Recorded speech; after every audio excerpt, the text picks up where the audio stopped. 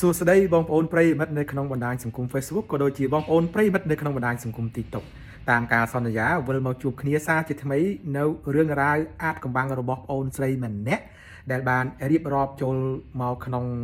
comment ខ្ទង់ comment របស់ TikTok ខ្ញុំប្រាប់ថាប្អូនស្រីបានរៀបការរួចហើយជាមួយនឹងបុរសម្នាក់បានតែ2ខែប៉ុណ្ណោះហើយក៏បានបែកគ្នាទៅវិញទៅបាទតើរឿងរ៉ាវហ្នឹងមានអត្ថន័យនិងខ្លឹមសារជ្រាលជ្រៅសម្រាប់ឆាកជីវិតរបស់ប្អូនស្រីយ៉ាងណាដែរសូមសម្ដាប់ដូចតទៅបាទប្អូនស្រីថាអញ្ចេះថាដំបូងយើងបានស្រឡាញ់គ្នាម្ដងបន្តិចតាមរយៈការធ្វើចិត្តបែបទូលាយនៅពេលដែលបុរសហ្នឹងជាប្តីហ្នឹងអតីតជាប្តីហ្នឹងបានប្រើគ្រប់មធ្យោបាយវិធីសាស្ត្រផ្សេងជាច្រើនរហូតតតែបងស្រីហ្នឹងបើកចិត្តឲ្យរៀងទូលាយទៅក៏ចាប់ផ្ដើមស្រឡាញ់គ្នាដំបូងហ្នឹងថាមានអនុស្សាវរីយ៍ផ្អែមខ្លះជូរជាត់ខ្លះល្វីងខ្លះតាមរយៈអ្នករែងទី3ហ្នឹងបាទតាមរយៈអ្នកទី3ហ្នឹងដែលប៉មនាំយកចូលមកហ្នឹងហើយនៅពេលដែលប្រព្រឹត្តទៅរហូតដល់ថ្ងៃមង្គលការចាប់ផ្ដើមចូលរោងហ្នឹងបានចូលរោងហ្នឹងគឺថាមានរយៈពេលរហូតទៅដល់3ឆ្នាំនិង6ខែបាទតែ3ឆ្នាំនិង6ខែមុននឹងចូលរោងហ្នឹងជូរជាត់អ្មេចខ្លះ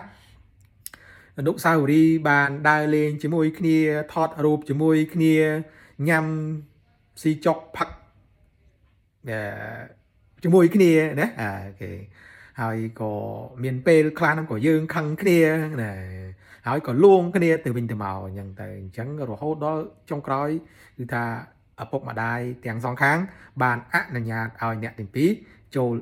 រោងការណាចូលរោងការហើយនៅពេលដែលបានអនុញ្ញាតឲ្យចូលរោងការហ្នឹងគឺថាបងស្រីជាមួយនឹងអតីតស្វាមីហ្នឹងគឺថាគេសំលុយរៀងខ្លួនហើយយកមកបោកបញ្ចូលគ្នាហើយក៏បានអាពាហ៍ពិពាហ៍ហ្នឹងក៏បានកើតឡើងទៅអញ្ចឹងបងស្រីថាអាពាហ៍ពិពាហ៍ហ្នឹងបែបលក្ខណៈគ្រួសារតិចតួចដែរទេមិនធំដុំទេបាទហ្នឹងហើយដល់ទៅពេលដែលរៀបការរួចហើយបានរយៈពេលតែ2ខែទេលោកអ្នកបានរយៈពេលតែ2ខែទេគឺថាអតីតស្វាមីរបស់ប្អូនហ្នឹងក៏ចាប់ផ្ដើមប្រែចិត្តហ្នឹងដោយសាររឿងអីគេសំដួរសួរអញ្ចឹងដោយសាររឿងអីគេអ្វីដែលយើងបានកសាងអនុស្សាវរីយ៍មួយហើយវាមិនបានទៅដល់រែងចាស់ព្រឹកចាស់ព្រេងជំរាបសួរបងប្អូនប្រិយមិត្តស្រីយើងបាទនៅក្នុងបណ្ដាញសង្គមបើសិនជាបងប្អូនមានចំណាប់អារម្មណ៍ចង់ទិញអាវឈុតអាវប៉ាក់ក្រុមគ្រួសារប្រមូលអីយើងខ្ញុំមានលោកអ្នកបាទក៏ប្រែចិត្តហ្នឹងរឿងសំខាន់ហ្នឹងគឺថាអតីតស្វាមីរបស់ប្អូនហ្នឹងគឺមានអ្នកថ្មីអ្នកទី3យកចូលជំនួសប្អូនបាត់ទៅហើយបាទមានអ្នកថ្មីដល់ពេលមានអ្នកថ្មីអញ្ចឹងប្អូនស្រីយល់ថាហេតុអីយើងទៅនឹងរៀបការបានតែ2ឆ្នាំបានតែ2ខែសោះបានទៅមានអ្នកថ្មីកើតប្អូនប្រុសក៏ឆ្លើយថាអស់ចិត្តហើយអ្វីដែលយើងបានជួបគ្នាយើងសាងជាមួយនឹងគ្នារហូតដល់3ឆ្នាំ8ខែដល់ពេលដែលចែកផ្លូវគ្នាហ្នឹងគឺ3ឆ្នាំ8ខែអញ្ចឹងរយៈពេល3ឆ្នាំហ្នឹងគឺថាប្អូនប្រុសបានអស់ចិត្តហើយអញ្ចឹងក៏រៀបចំបង្កើតគំនិតថ្មីជួបអ្នកទី3មួយទៀតណានឹងហើយអញ្ចឹងអ្វីដែលការកសាងមកហ្នឹងគឺគាត់អត់បានប្រមាលមើលទៅរកអនាគតភ្លឺស្វាងដើម្បីក្រុមគ្រួសារមួយដ៏តូចហ្នឹងទេគឺថាគាត់ដូច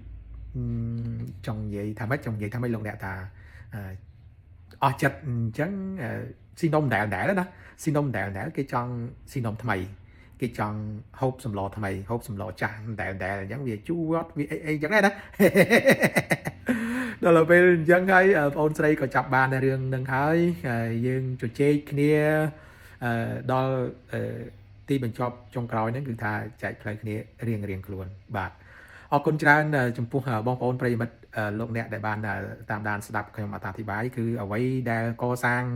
នៅ3ឆ្នាំ6ខែរហូតដល់ថ្ងៃចូលរោងការហ្នឹងគឺបានចែកផ្លេចគ្នារយៈពេលតែបន្ទាប់ពីការហៅរយៈពេលតែ2ខែហ្នឹងគឺដោយសារតែប្អូនប្រុសអតីតស្វាមីហ្នឹងគឺត្រូវការនំថ្មីសម្រាប់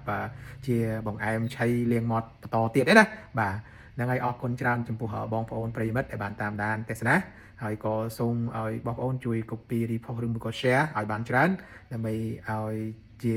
គំនិតខ្លីៗមួយទេជាចំណេះដឹងខ្លីៗទេសម្រាប់បងប្អូនប្រិយមិត្តនៅក្នុងបណ្ដាញសង្គមអាចយកទៅពិចារណាថាការចែកផ្លូវគ្នានឹងមានច្រើនរបៀបបាទហ្នឹងហើយបាទអរគុណសូមជម្រាបលាបាទ